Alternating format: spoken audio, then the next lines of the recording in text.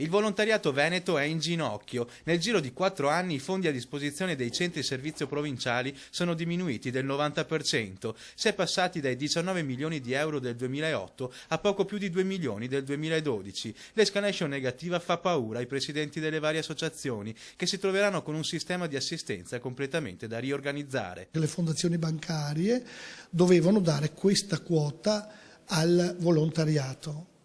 Adesso questa quota si è ridotta a 3 milioni da 20.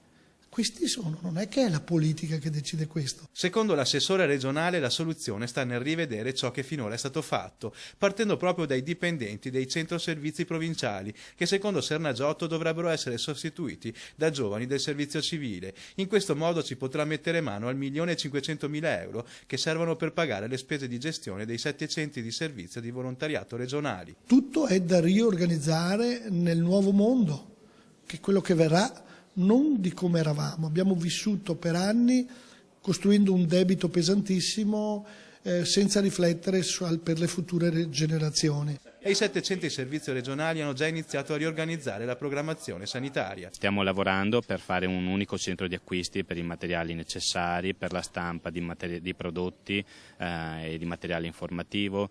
Stiamo mettendo appunto al centro di un unico servizio gli operatori per la formazione, scambiandoci le professionalità tra i vari territori, e stiamo cercando di ridurre tutte le spese fisse che non portano un grosso detrimento per il volontariato.